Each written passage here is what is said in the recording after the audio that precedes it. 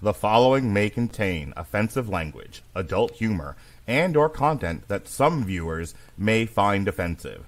The views and opinions expressed by any one speaker does not explicitly or necessarily reflect or represent those of Mark Radulich or W2M Network.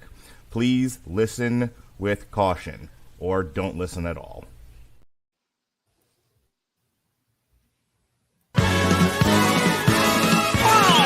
There'll be spectacle, there'll be fantasy, there'll be daring do and stuff like you would never see. Hey, a movie! Yeah, we're gonna be a movie! Starring everybody And me. There'll be heroes bold, there'll be comedy, and a lot of fuss that ends for us real happily. Hey, a movie! We can watch it all develop. Starring everybody! And me.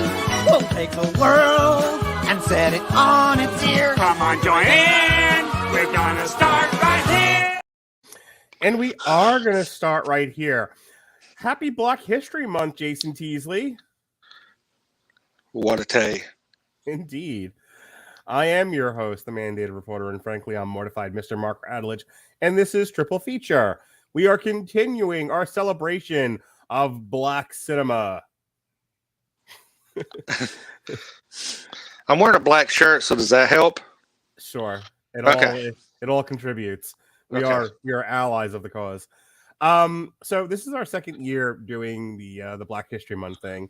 And last year we did one of the shows was dedicated strictly to just blaxploitation films, and we wanted to hit like three major ones and one, and we couldn't not do at least one that focused on Pam Grier. So we ended up doing Coffee, which was what not launched her career because she had done several films before that, which we're actually going to talk about a little bit tonight, her beginnings in the women in prison genre. But Coffee is what preceded Foxy Brown, and Foxy Brown is what she's known for. That's the one that everyone associates with Pam Grier. Maybe not now. Now if anyone associates anything with Pam Grier, it's probably Jackie Brown for an entirely different reason. But back when she was hot stuff, Pam Grier was known for Foxy Brown, and there would be no Foxy Brown without Coffee. So this year, we thought, okay, let's just dedicate an entire show to just Pam Grier movies. And so we had to talk about Foxy Brown, and then it was like, well, what else did she do that was sort of close in that? That brings us to Sheba Baby, which she did a year later. She did Foxy Brown in 74, Sheba Baby in 75. But there was one, when picking out a third movie that Foxy Brown, Jackie, one more time, Pam Grier was in. Yeah, we'll get it. We'll get there. I'll get there eventually. I had to pick one of my personal favorites. Back when I was collecting movies and rating Tower Records and whatnot, Jason, I came across, and I was really into like the women in prison genre, you know, like the Roger Corman stuff, like The Arena and the Big Bird Cage and stuff like that. I really got like deep into the women in prison stuff, and that's where I found this Pam Grier ditty, Black Mama, White Mama. And I'm like, okay, we have to talk about that. My question to you is, before I dragged you into my Black history nonsense, how familiar were you with the Pam Grier movie catalog? Not very familiar at all. I was actually introduced to Pam Grier, her stuff when we did Coffee last year, and I said this on last year's show. And, you know, and this kind of set me up because she is such a historical figure in Black cinema. You know, this kind of set me up, and that's one of the tidbits I want to drop, is because if you ever notice, I read this when doing some research. Someone asked Pam Grier, why does she exploit her body? Why is you're always seeing her naked in her movies? And back in this time, there was a stigma on Black actresses, and she dubbed it the brown nipple movement. She said, no, this is real. She wanted to show moviegoers and people that women of color was just as sexually appealing as anyone else. And that's why you see her naked in a lot of movies, and a lot of her movies show a lot of nudity of her primarily, is because she was trying to break that stigma of the I want to try to be at least a little PC here.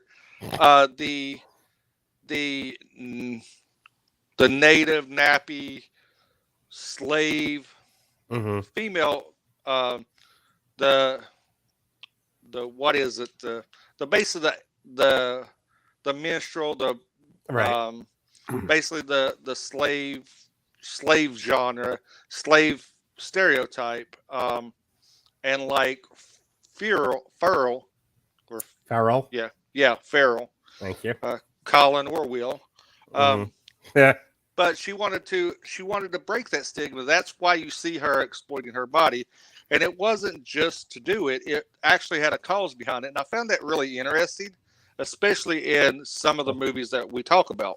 You know what was going on was the whole like Black is Beautiful movement. Yeah. Some of what you're talking about is that, Blacks always, for generations being during the age of film. So not generations per se, but during the early stages of film, Black people always were being represented poorly. And then for generations, throughout entertainment stage and otherwise, also always being made to play the fool or being portrayed as ugly, ignorant, that sort of thing. And there was this movement in the 70s of, one, there's nothing wrong with portraying Blacks negatively on film because you portray white people negatively on film too. For every white hat, there's a black hat. For every hero, there's a villain. And true equality is knowing that you can do both with everybody. You don't just have to portray Black people as only one way, either all negative or all positive. Both are bad. Both do a disservice to the Black culture. So you had a lot of people, Blaxploitation is an interesting film genre in the sense that, on the one hand, it's, there's a lot of negativity to it. There is that, that minstrel feel to it. But you have a lot of Black people there. It's like, number one, these were great opportunities to get on film and to be noticed by someone and to get into bigger and better pictures. Again, last year, I think I don't remember, we didn't do Truck Turner, but it was one of the ones I had suggested. What's his face? The chef from South Park. Isaac Hayes. Isaac Hayes, yeah. He's in there. Like a bunch of football players did these. I mean, they did not like get unknown people. Like there was a lot of people who came up through the Blaxploitation film era that went on to do some great movies in the span of their career, because I think they all knew going into these things, that the opportunities are what you make of them.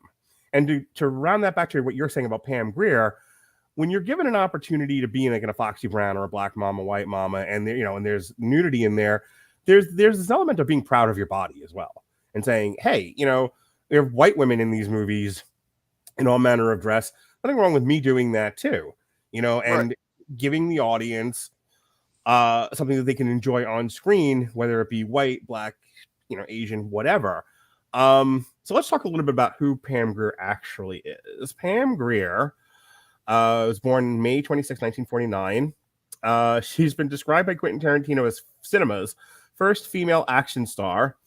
Though some would dispute that, but we're not here to talk about it. We're here to celebrate Pam Grier. She achieved fame for her starring roles in a string of 70s action, Blaxploitation, and women in prison films for American International Pictures and New World Pictures. Her accolades include nominations for an Emmy Award, a Golden Globe, a Screen Actors Guild, a Satellite, and a Saturn Award. Grier came to prominence with her titular roles in Coffee that we talked about from 1973, Foxy Brown, which we're about to get into, and other major films during the period, like The Big Dollhouse, another women in prison film, Women in Cages, etc., The Big Bird Cage, Black Mama, White Mama, Scream, Blackula, Scream, which we talked about Blackula last year, and you didn't know that there was a sequel to that. But there is. Yeah, and I'm still appalled that you did not want to review it with me. I'm sorry. It hurts my heart. Everything hurts your heart. You're a woman. The Arena, Sheba Baby, which we'll also talk about, Bucktown, Friday Foster. She portrayed the title character in Jackie Brown from 1997, which we've actually reviewed on the Radulich and Broadcasting Network as an on trial. And then she's escaped. She's appeared in a bunch of other stuff. Yeah, she was actually she actually portrays a version of Amanda Waller. Oh, does she really? Yeah, I'm thinking it was on maybe Smallville. Okay. That tracks for me. Yeah, she portrayed Amanda Waller, which I couldn't think of I think that's a great person to kind of play that character, because she was nominated for a bunch of awards for Jackie Brown, and she's been nominated for a bunch of NAACP. There it I was gonna is. say NAACP I was gonna say she awards. was she made some college awards. That's kind of cool. She was dunking basketballs like you do. For Yeah. and the L word. Yeah. All right. So let's get into Foxy Brown. Foxy Brown is a 1974 American blaxploitation film written and directed by Jack Hill. And it stars Pam Grier, who plays the title character who takes on a gang of white drug dealers who murdered her boyfriend, like you do. The film was released by American International Pictures as a double feature with Chuck Turner, which I mentioned before. The film uses Afrocentric references in clothing and hair. Grier starred in 6 blaxploitation films for American International Pictures. Weirdly enough, with this movie, and I thought this was interesting when I was doing my research, while not prosecuted for obscenity, the film itself was seized and confiscated in the United Kingdom under Section 3 of the Obscene Publications Act in 1959 during the Video Nasty Panic. Which I'm really interested in, because after watching this and seeing it, like, it's a little rough in places, but it's also tamed by other stuff of that era. Yeah. By far. Yeah. That kind of surprises me. I mean, Mm-hmm. which we quit carrying what England said in 1776. They can go eat a dick. But anyway, that is really weird, because I maybe it's because there's also this kind of goes into a cultural thing. You don't see a lot of African American people or African people in England. So that could be like a culture thing too, that kind of underminingly showed it too, because you kind of want to see representation of yourself on there. So I maybe they thought that it wouldn't have a connection, because we're 2 40-year-old white guys reviewing during Black History Month, reviewing this. So not everything appeals to every sector of the world. But that is kind of strange, because this is one of her tamer films, I feel. Yeah. So the whole thing with Foxy Brown in this one is that her boyfriend gets gunned down. Her brother comes to stay with her. Somehow, I think fingers her boyfriend. Why rats him out to the mob. Don't finger her boyfriend.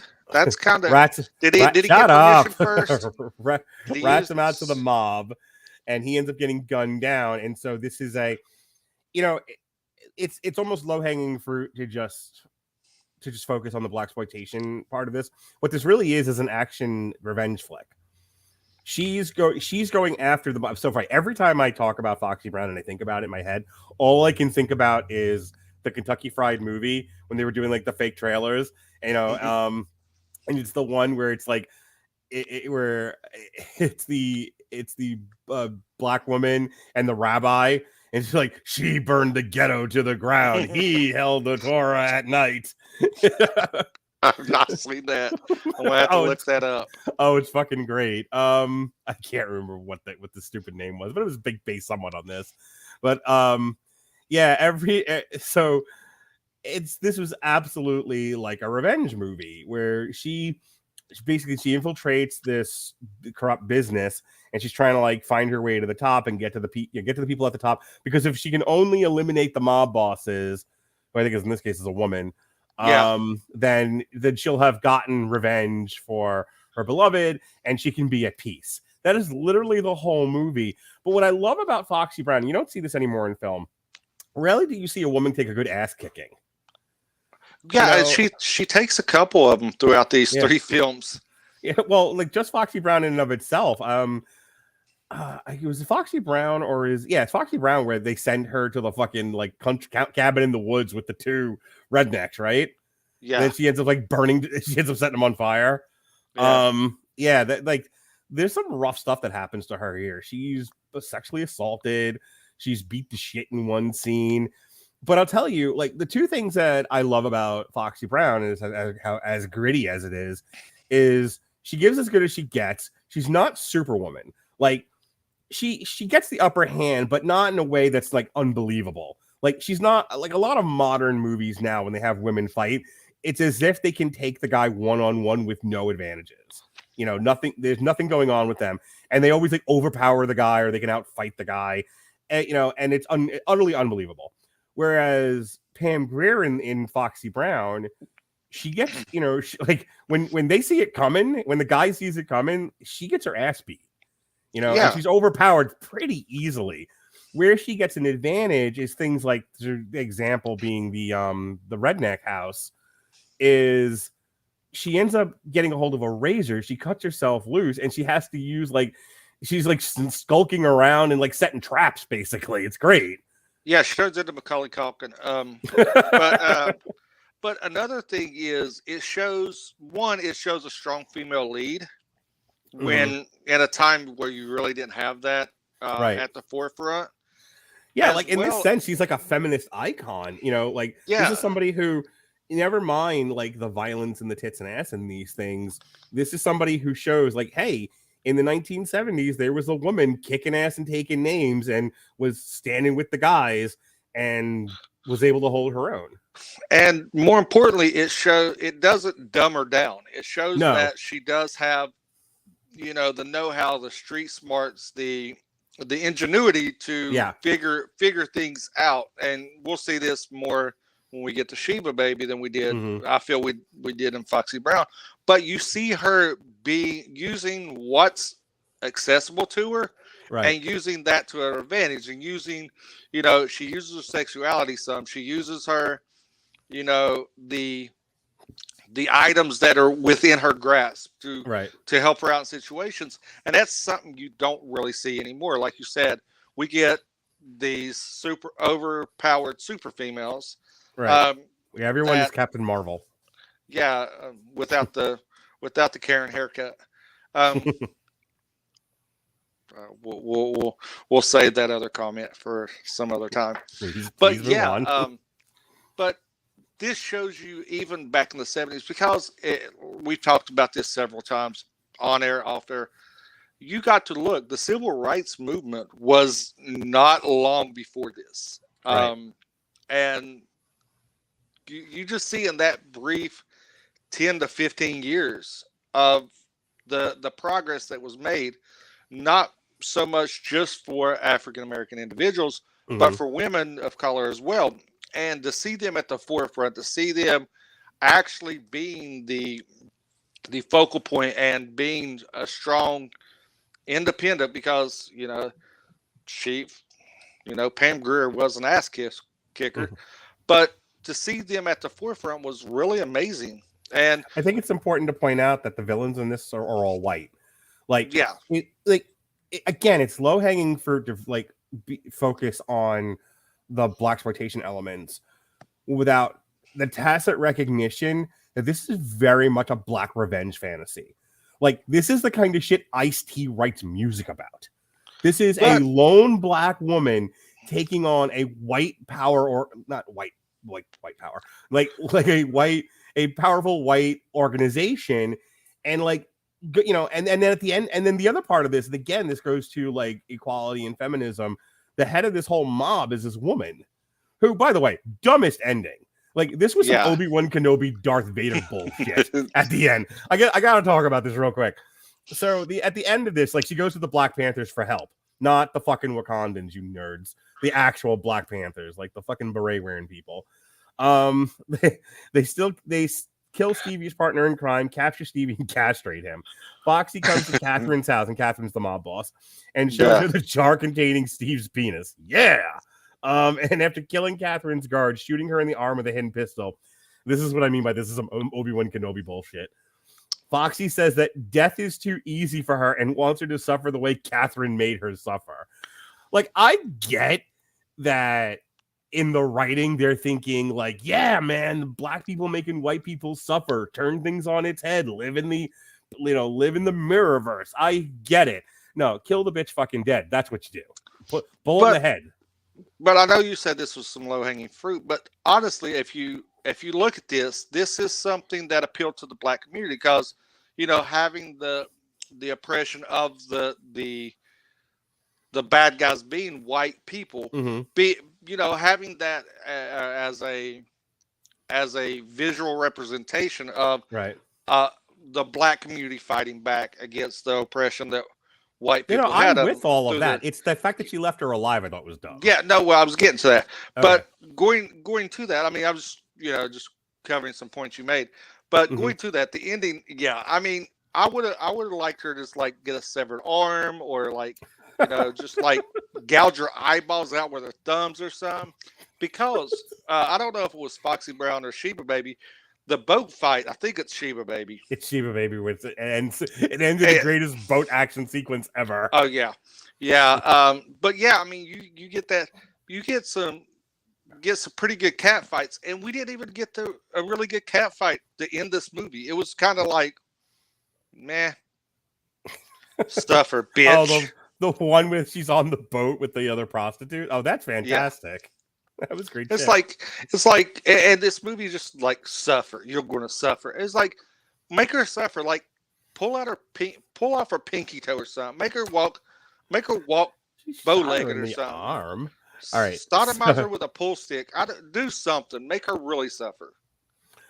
So I want to focus on some of the positive points of this, and they're in the Wikipedia. There's stuff about like stereotypes. But and stuff about like the actual like blaxploitation. But I want to focus on there's two parts here that I kind of want to read from, and I think these are interesting. Maternalism. In Foxy Brown and Coffee, the women share distinct characteristics. They are nurturers. In each film, the plot surrounds justice for a loved one who is the victim of drug abuse, violence, and gang activity. Foxy wants revenge for her late boyfriend, Michael, and she also wants to shut down the drug and prostitute operations so they can no longer harm her community. Director Jack Hill made an obvious reference to Angela Davis, the American activist, when she was talking to Black Caesar, and she demands that they get justice for all white people. In the women's power movement section of the same, the movie spoke directly to the women's power movement in the struggle in the 1970s. Despite criticism, Foxy was the poster child for a new type of heroin, not that kind, you junkies. I was going to say, I mean... not that kind. I was going to say, I know they call it black tar, but I didn't know that was the reason. Stop. It's Black History Month after all. And on Black History Month, Jason Teasley of the Screaming Boy podcast, who was subsequently appropriated by the blaxploitation genre. She redefined African-American beauty, sexuality, and womanhood, which led to the diversification of African-American actresses on screen. Greer said, and this goes to what you were talking about, the 1970s was a time of freedom and women saying they needed empowerment. There was more empowerment and self-discovery than any other decade I remember. All across the country, a lot of women were Foxy Brown and Coffee. They were independent, fighting to save their families and not accepting rape or being victimized. This was going on all across the country. I just happened to do it on film. I don't think it took any great genius or great imagination. I just exemplified it and was reflecting it to society. So I think... So I wanted to read this also. It has a 62% rating on Rotten Tomatoes. And in 2003, the character Foxy Brown was one of 400 characters nominated in AFI's 100 Years, 100 Heroes and Villains list. I don't think you can... in the influence section, Foxy Brown is considered to be one of the most influential blaxploitation films, with Pam Grier's character seen as the female archetype of the genre. The film and the character Foxy Brown have directly influenced or were referenced in multiple films in subsequent years, including Girl 6, Urban Legend, Undercover Brother, Austin Powers and Goldmember, which everyone remembers fucking Beyonce's character in that, and Jackie Brown. In the 2001 horror film Bones, Greer references her Foxy Brown's character. It is often noted by film historians as one of the first blaxploitation films to provide a portrayal of a strong, young, independent woman. Until Greer, women often existed exclusively to support their men for a small part of the film. So, Foxy Brown, more so than just an entertaining movie, and I was very much entertained by this movie. I think Foxy Brown is fantastic. In a lot of ways, it's kind of perfect. Some might be like, wait, what? Like, you got to remember, these things are shot for like fucking shoestring budgets here. Like, this was back when you could make a movie for, God, what was the budget on this? The budget's $500,000. I mean, and it made 2.46. This really million. This resonated with people. And again, this was back at a time where people just made a lot of movies. It wasn't we live now, and less movies get made, but they get made for more money. There's more, $200 million movies than there ever have been. This was made in an era where there's a lot of like guerrilla film being shot. There was a lot of like just there was a lot of regional films being shown, a lot of drive-in stuff. Like, I was joking with Ronnie when we talked about, I think it was Kevin Smith movies, and that I went to that there used to be like just stuff that was created for stag reels, and then they were created for drive-ins. And so there's all kinds of film out there that was shot for really small budgets that a lot of the world didn't see. You only saw it in like select areas. And this is, Foxy Brown is just kind of one of a zillion films of that era. It's why I love 70s films so much. Like, there's so many levels to it. There's so much richness that, you can just kind of like pick a subgenre and find hundreds of movies there. Again, it is this era that gave us the nudie cutie. Nude Women on the Moon, Jason Teasley. I'm going to make you watch that one of these days. I'm going to dedicate an entire triple feature to nudie cuties. All right. I mean, I'll object, kicking and screaming, of course. Nude on the Moon, I believe is what it's called. All right. Anything else about Foxy Brown? Other than I got to give props to fucking Antonio Fargas, who plays the brother. He's great in this, man. You don't know who Antonio Fargas is? He was known as Huggy Bear in Starsky and Hutch in the 70s. He's amazing in this. Like the faces he makes, and he's got that long, lanky body. The physical, the body language was on point. Because he acted a lot of his stuff just through his movements and facial expression. Yeah. Now, one thing I'm gonna touch on, and we're gonna touch on this throughout all three movies, is the choreography of the fight scenes that would make Robert head explode. It's not fucking gung fu. Who cares? Like, but no, I mean, it's just it kept me entertained because when I was getting like kind of drifting, doing other things, I would see one of these ridiculous fight scenes and it would bring me back, and I was like, who choreographed this? Did the kung fu teacher behind Walmart choreograph this or what? But it's something you see in a lot of these films as well.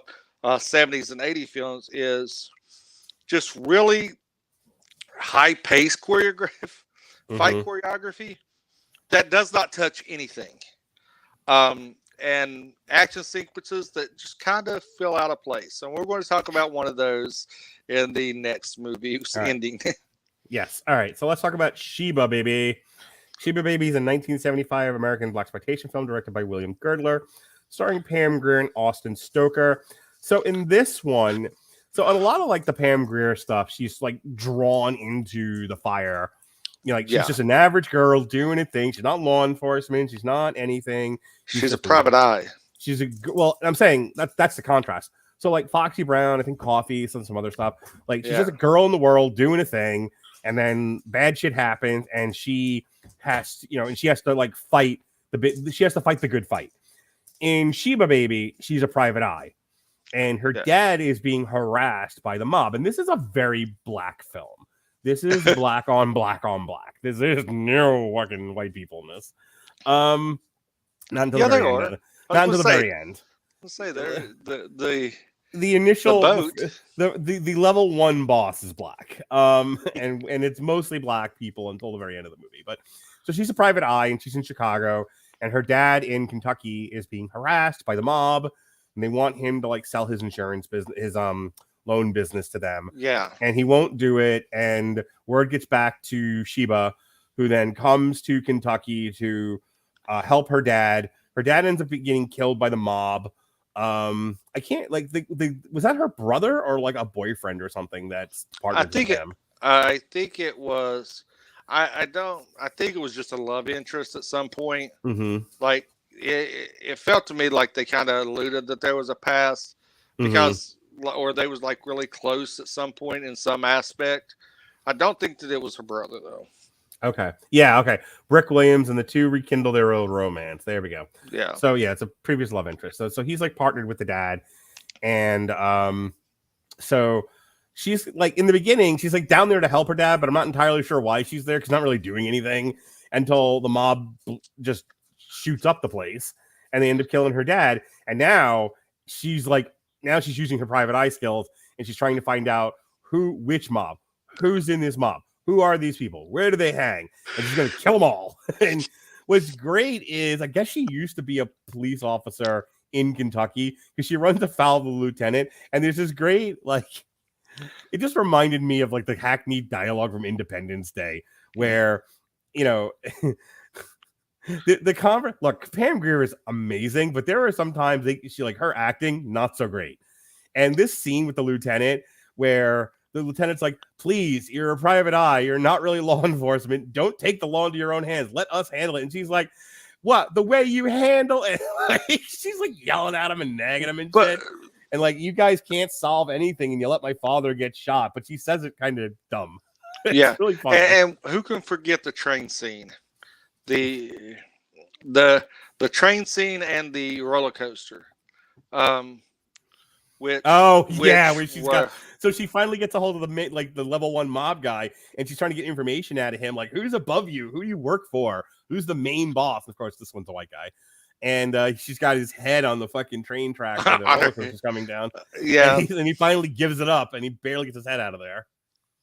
And then you have the train yard chase at night that is like ridiculous, and because magically they move with the swiftness of like Jason Voorhees or Michael Myers because they teleport across the screen. Yeah, there was some weird editing in this. But let's tell you what, Sheba Baby not winning any awards. This is not going to be in the National Library of Congress or fucking the fucking thing you yell at all the time. And what got me what was the funniest thing about this is the guy that hits the bell and just holds on to the string that continues to ring the bell that lets them know. And then he just doesn't leave. He just stands there. And it's like, yeah, this thing was a very guerrilla style editing. Okay, yeah, they don't even list the budget on this or how much it made. I think it was like maybe $1,000. So Roger Ebert gave this a 1.5 out of 4, calling it a moderately entertaining B picture in the mode of Foxy Brown and Coffee, though somewhat less violent. Yeah, this one, like, look, they can't all be zingers. No. And Sheba Baby is like one of those. Well, Coffee did awesome. Foxy Brown's monumental. Surely if we do another one of these, it'll be just fine. And it's like very much almost like that mockbuster feel to it, where it's like, oh, if this was popular, surely this will be. And it's like, you still have to make a good movie. And I actually liked. Oh, don't remember, I was wildly entertained by it, but it's not a great movie. Like, no, but craft-wise, it doesn't really hold up. The whole ending sequence elevated it for me. The fucking boat chase. Well, not only the boat chase is the fact that you have the guy tied to the boat and the boat takes off. Yeah, and it takes a good 2 to 3 minutes for the rope to even yank him off the pier. He's walking down the pier as the boat is pulling and the rope is, and then all of a sudden it just shows him dragging the big evil guy's like, ooh, you're going to watch this. And it's like the guy's like literally barefoot skiing behind the boat. And he's having a good time. He's like, yeah, it looks like a SeaWorld show back there. And then all of a sudden, like, and this is how low budget it is. The guy's supposed to be dead. So they're pulling him up on the boat and he's heaving and breathing hard, like, and gasping for air. And you're like, yeah, this I understand. And then the most ridiculous part was when they tie Sheba up and they tell him to take off and she jumps off the other side of the boat. Like, that would not make sense because one, that boat is going to yank you through all this metal apparatus, but somehow she frees herself through the power of Aquaman and the fish. And she calls upon a seahorse. And somehow she is right beside an access panel that does not flood the boat, but lets her get access to the boat. Right. Yeah. The water only goes out of the boat, not into the boat. Yeah. It's like, this make convenience and, plot driven contrivance. Yeah. Yeah.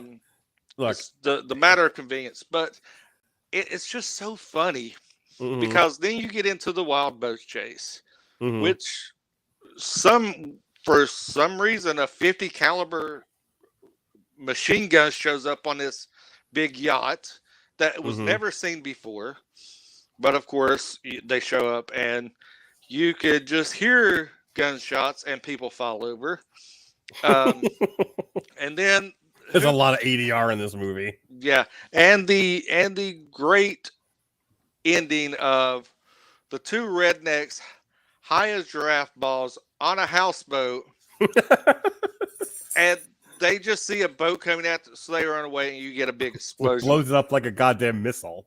Yeah, it looks like Hiroshima goes off. And it's like, That was like half their budget right there. yeah, I'm pretty sure that probably was pyro for that was half the budget. Mm-hmm.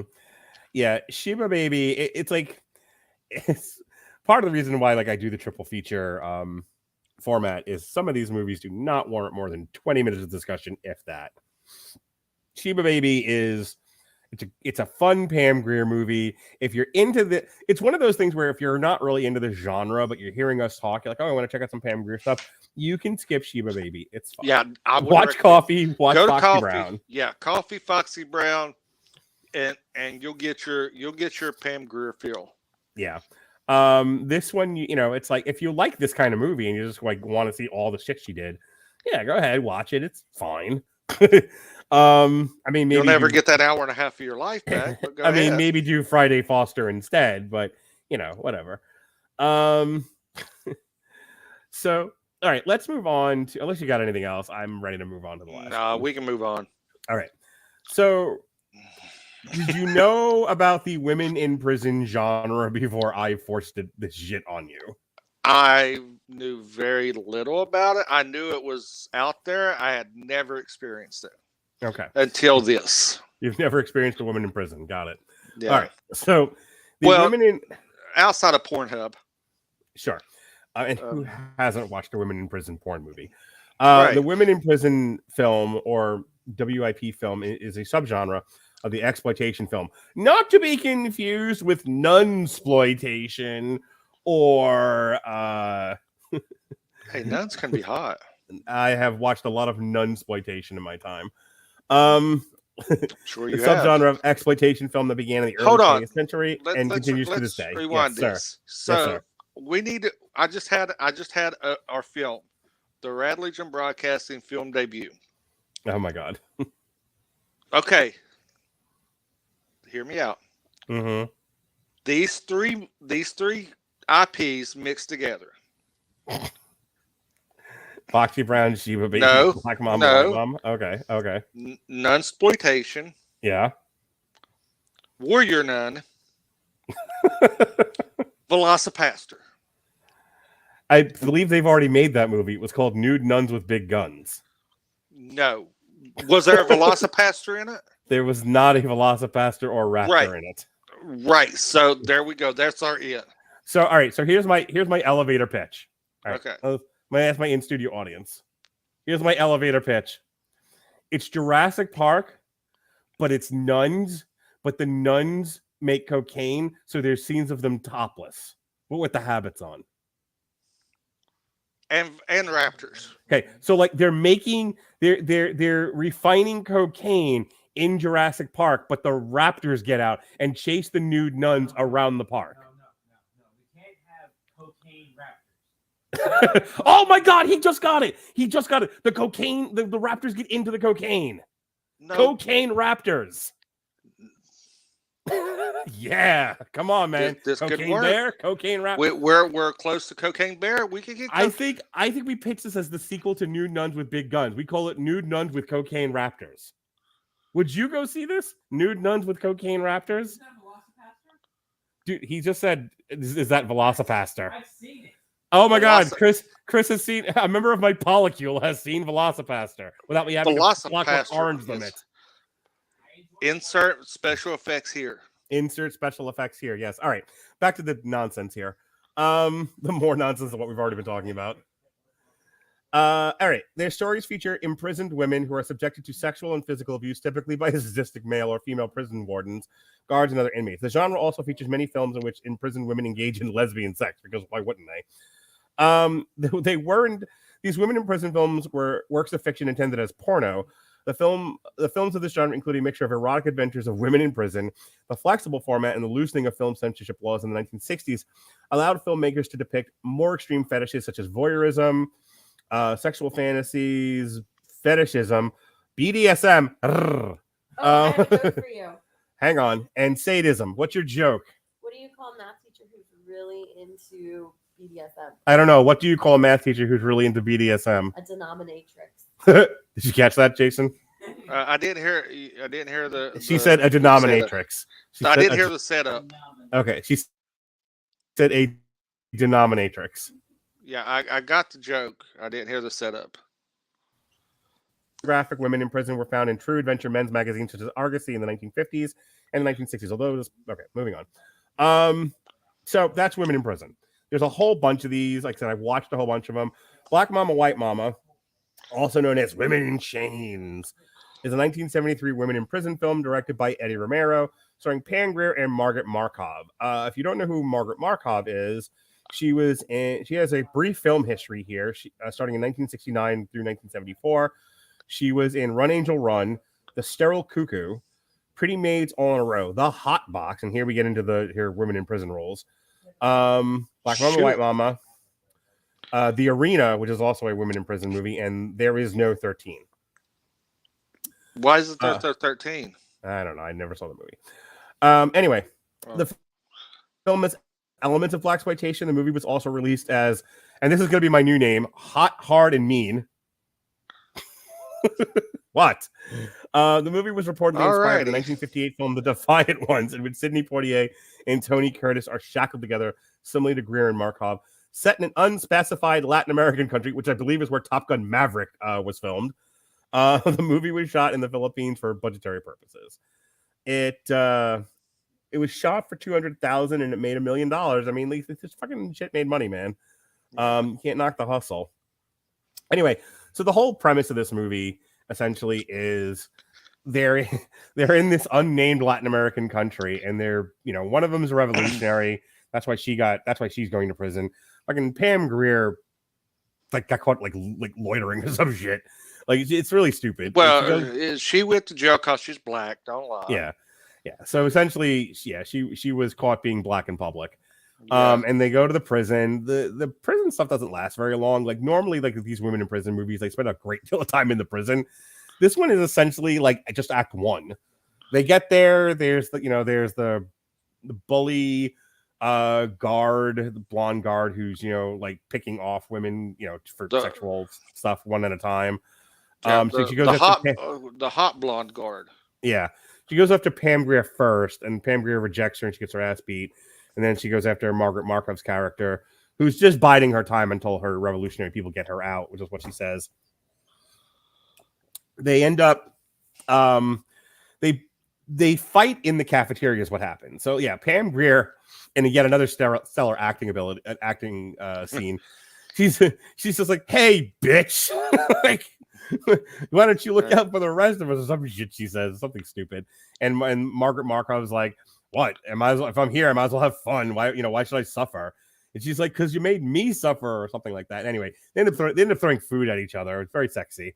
And they fight and they fight and they fight. And eventually they get separated and they get thrown into the hot box, which is them chained together naked in a aluminum shack where they can't touch the walls because if they do, they'll burn themselves. They end up getting out. It's very common in prisons that that in that era that there was these isolation boxes that were meant to solitary confined and cook you. Yeah. So anyway, they end up getting broken out, but they're still chained together. They spend the next part of the movie, most of it, probably all of Act 2 and some of Act 3, chained together. And it's a lot of, I want to go this way, I want to go that way, and them yanking on each other and running from various groups. Eventually the chain gets broken. Eventually they end up back with the revolutionaries, and there's a big firefight at the end. Margaret Markov gets killed, and Pam Grier escapes. And I think there's a bit where she got separated from her money, and she needs her money back, and that's part of what's like motivating them to go in one direction or the other. Yeah. And speaking of jerking, yeah, what did you think of this movie, Jason? This was all right. I mean, it was nice background filler for as I work today. Wasn't like really highbrow stuff that we typically discuss, you know. But it was fine. I mean, it wasn't, you know, Pam Grier's best work, but I enjoyed this movie. It is one of the launching pads for the subgenre, like you said. Yeah. For the women in prison, this is one of the focal points and one of the films that people tend to go to and point to as the launching pad for the genre. Right. So I want to talk a little bit about some of the themes here. Black Mama, White Mama, despite its exploitive nature, passes the Bechdel test. Do you know what the Bechdel test is, Jason? No, what's the Bechdel test? All right. Well, no, we discussed the Bechdel test when you and I and Jesse reviewed Dummy, but here it is for the people that don't know. You don't realize that I don't remember what the hell I did yesterday. Okay. So the Bechdel test is a measure of representation of women in film and by extension in fiction in general. The test asks whether a film features at least two women talking to each other about something other than a man. The measure sometimes is enhanced by adding that two female characters be named in the film. So if you'll remember when we talked Dummy, I remember this. What do you call it? Oh, gosh, I just had her name because I was talking about Anna Kendrick. Yeah. Anna Kendrick and her in the Dummy are talking about the fact that, you know, in sort of this meta fashion, does their own show pass the Bechdel test? Because, you know, are they able to be seen filmed in a scene together, not talking about other men? And weirdly, Black Mama, White Mama meets that criteria. A lot of their dialogue back and forth is their motivations to go in one direction or the other. She wants to go back to the revolutionaries. Pam Grier wants her money and get the fuck out of Dodge. At no point are they discussing a man, which is great. So it contains themes of female empowerment. Both of the movies lead to strong women. Karen Brent is a guerrilla fighter, and Lee Daniels masterminds the scheme to screw over the misogynistic pimp of Vic Chang. Although Karen is the only female present in the guerrilla force, she is essential to their cause, and she is the only one that has connections to the weapons dealers and the only one that the dealers trust. James Robert Parrish and George H. Hill state that Pam Grier is an intriguing mix of pugnacity and femininity with a heavy dose of world-weary cynicism. Despite, according to Bob McCann, the movie itself being somewhat listless, and the strength of both women outshine most of the male characters. Yvonne Sims states that it became evident very quickly that Grier's screen presence overshadowed the one-dimensional roles that focused on her physical attributes and the weak storylines in American International Pictures productions. There's also elements of Black Power here. Black Mama, White Mama contains elements of Black Power as it was released during the middle of the Black Power era. The revenge that Lee Daniels gets on her former pimp is nothing short of Black Power, and 1973 marked the first time that audiences saw African-American women in non-servitude roles. Lee also smoke another one. Lee also you don't know the half of it. Lee also wears her hair in an afro as a killer dame. It was goodbye to the headscarves worn by Memi and the wavy hair of the exotic other, and a refreshing political greeting to the women with a naturalist hairstyle modeled according to film scholar Cedric Robinson from the civil rights heroines such as Angela Davis. Moreover, her portrayal of an action heroine represented the antithesis of the Memi. And this goes on. So this actually came out in 1973, which precedes both Coffee and Foxy Brown. Yeah, which I thought it came out after, but you proved me wrong on that. See if there's anything as far as like criticisms. Variety magazine said that performances range from bad to mediocre. Haziah Howard writes in Blaxploitation Cinema, the central reference guide, that the movie was a lively and well-done women's prison yarn, but it somehow never really hits its mark, largely because the filmmakers do little to distance themselves from the old tired trick of having key characters shackled together for most of the entire length of the picture. However, the pairing of Pam Grier and Margaret Markov was a hit with audiences as they played off each other well. Yeah, I think there was an opportunity, like, because Margaret Markov doesn't go on to do much of anything else. I think there was an opportunity that was missed to put them in more pictures together as like an odd couple. Yeah, they didn't have bad chemistry together. It just the type of movie it was, and the structure they were confounded to act in was not great. Yeah, I would have liked to have seen more pairings of the two of them, but it was not to be. Though I think they did some earlier stuff together. Look at Markov again. I think both of them, they were both in The Arena, which is again another women in prison movie. I don't know if they're both in The Hot Box though. They were in The Hot Box during this movie. They certainly were, Ollie. Yeah, no, Pam Grier's not in The Hot Box. Her box was hot. I'll tell you that. Shut up. All right. So that is it. I mean, I don't really have a whole lot else to say about. I mean, I liked it when I saw it the first time. Watching it again the second time for the review, I'm kind of thinking about it. I would agree. It does drag a little in the middle. Like the fun stuff is them in prison. The fun stuff is definitely them in the beginning, and then in the third act. The stuff in the middle, I think, again, missed opportunity with them chained together. But again, it's also not a comedy. Like, let's try this one. Like, I want someone to remake this, but remake this as a comedy. It'd be great. They did Bulletproof with Adam Sandler and Damon Wayans. Two women, you misogynist. No, I'm just saying that they pretty much did this with Adam Sandler and Bulletproof with Adam Sandler and Damon Wayans. It's kind of really familiar. The same kind of.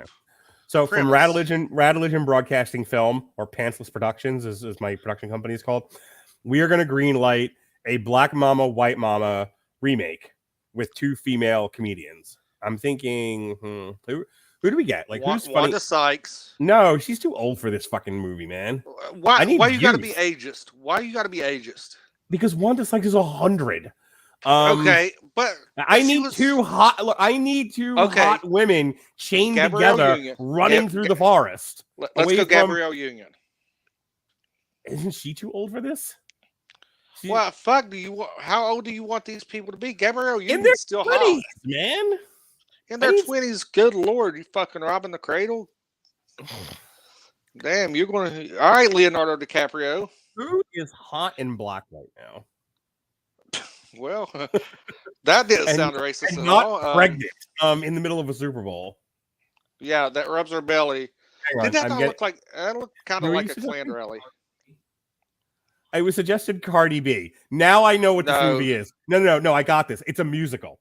It's a musical comedy, and it's Cardi B and Taylor Swift chained together, running away each other, running away from Winnie the Pooh, Blood and Honey. No, I'm so upset that they canceled that and I didn't get to see it. No, let's think here. Sorry, I'm getting texts now from people saying, "Fuck you, Wanda Sykes is amazing." I didn't say she's a bad actress. I said I don't need this 100-year-old woman running through the forest chained to a white woman. Let's think about this. Take Wanda Sykes and Pootie Tang, the character from Pootie Tang. Yeah, from 100 years ago. It is not 100 years ago. It's maybe 20, 100. What difference does it make? Yeah, I mean, to you it doesn't. Age ain't nothing but a number. But anyway, R. Kelly. Let's see. Young. We could do Cardi B Taylor Swift idea. No, Cardi. I can't stand Cardi B. I would want to gouge out my eyeballs with hot soldering irons. Okay. We got to wrap this up. I'm trying to think here. What about the chick from Wednesday? The black chick from Wednesday. Ooh, what if we took her and Jenny Ortega? I mean, you could work that. You know, Jenna Ortega. You get. Oh, you know who I want in this? I want Mia Goth. We need a black girl to work opposite Mia Goth. Mia Goth was in X and Pearl, and now she's in Infinity Pool. I've not seen any of those. Look up Mia Goth. She's fucking amazing. She could pull this off. Now we just need to cast the Pam Grier role. Gosh. Okay. Dude, she looks like a fucking alien. She's amazing. She looks like looks like a fucking salamander. Racist against white people. All right. We'll figure this out. We'll put this up to the Council of Elders. We will get this movie casted, start working on budgets, and I need budgets and I need storyboards by Tuesday. What about the chick? No. No, her nose is fucked up. She might be too old for this, but you know who's not bad? Iris from The Flash on the CW. Yes, I would do. What about her? Who? That's her name. Her name is her. Okay. HER. I don't even know what we're doing anymore. I got it. Zendaya. I wouldn't mind Zendaya. Zendaya, I think, adds prestige. Not black enough for me. Though. I got it perfectly. Like you had it with Gabrielle Union. You just the chick that plays Suri. Oh, Letitia Wright. Yeah, get her, and let's think here. I would rather the girl who played Okoye than Shuri. No, you said you wanted to go young. You said they got to be in their 20s because you're Leonardo DiCaprio. Okay, all right. If you give me Mia Goth, I'll give you Letitia Wright. Okay, she has to get vaccinated. I'll give you the salamander if you want. Yeah, it's fine. She looks like fucking Roger off of fucking. You look like American Roger Dash. off of. Oh, you know who would be good in this? Actually, no. Fuck that. Fuck that noise. You know who would be? Okay, here's my movie: Mia Goth and what's her nuts from the WWE? The one they Alexa Bliss. No, the black one, you retard. Fucking Naomi. No, the other, her tag team partner. Oh God, no! Don't even tell me. Snoop's niece. Sasha Banks. No. Yeah, that's your movie right there. There it is. Sasha Banks. Her hair looks like a moldy sponge. You look like a moldy sponge. This is my movie. I am greenlighting Sasha Banks and Mia Goth in Black Mama, White Mama, the remake. Well, her forehead would take up half the screen. If you've seen that at IMAX, you could probably land. Her forehead doubles as the aircraft carrier. You know what made me think of that, by the way? You know who calls her Roger from American Dad? Me and Gavin. Me and Gavin. All right. Now that we've ruined the integrity of this podcast with that last bit, anything else about Black Mama, White Mama, or Pam Grier or any one of these movies? No, I mean, I think it was a very good look into a predominant female black leading actress from the blaxploitation area that opened a lot of doors for not only African American and people of color, but women as general as lead roles. I agree. I always enjoy a good Pam Grier movie. I will continue to watch them. I will, when they come of age, I will show them to my kids. I think these are fantastic movies. Lots of fun. All right. So this week on the Radulich Broadcasting Network, earlier today, Jesse dropped the source material that I was on. We were talking Ed Brubaker's Bad Weekend. I listened to it early. Listened back to it. Great stuff. Tomorrow, it'll be myself, Alexis Hana, Robert Winfrey, and Zachary Strobel. We'll be talking Ant-Man and the Wasp: Quantum Mania. On Thursday, Jesse and I continue our trek from the corner to the deuce with Treme Season 1. This weekend is Everyone Loves a Bad Guy for Predator. And then on Sunday, we've got Metal Hammer of Doom Sunday re-airs. This one is our Slayer retrospective. Next week, we've got our review of Cocaine Bear that Jason will be on. Myself and Alexis Hana will be reviewing and finally finishing his Dark Material Season 3. Alexis and Zachary Strobel will be reviewing Animaniac Season 3. And then cleaning up our Black History Month in March, March 2nd, will be our Eddie Murphy survey. And we're going to be looking at Harlem Nights, Trading Places, and Life. You gonna Nelly. You gonna eat that cornbread? I haven't seen the movie yet. That's what I got going on. Jason, show us where you pissed from. Anyway, you're gonna die when I actually did that one night. It's not like I haven't sent it to the group chat. Yeah, you're gonna get us kicked off of fucking YouTube if you do that. Anyway, you can follow the exploits of my partner in crime, Tyler, as he covers the Rapid City Marshals in the Arena Football League over on the Mosaic Media Twitter and Instagram page. He's doing a lot of great work. He just dropped their hike video for their first preseason game.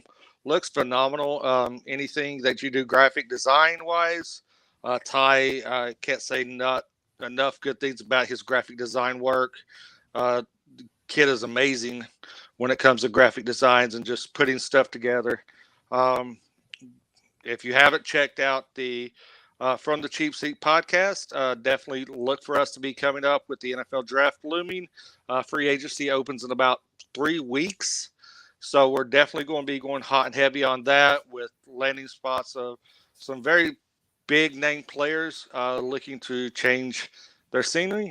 And yeah, that's about it.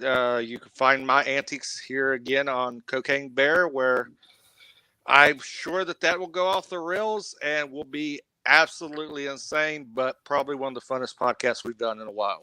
Probably.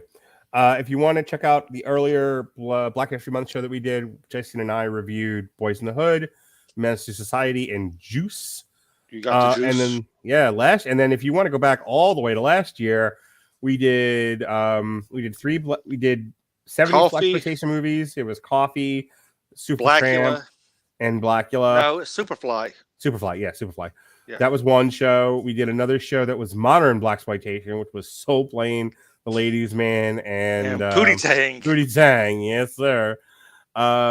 We did the two modern Shaft movies with Samuel L. Jackson. And we did Do the Right Thing. Yeah, we did the survey of Spike Lee movies with Do the Right Thing, Malcolm X. Old Boy, and Malcolm X. Yep. So those are all in the archive. If you've been enjoying our Black History Month stuff, please go check those out. All right, for the Protocol Son, Jason Teasley, I'm Mark Radulich. Be well, be safe, and behave.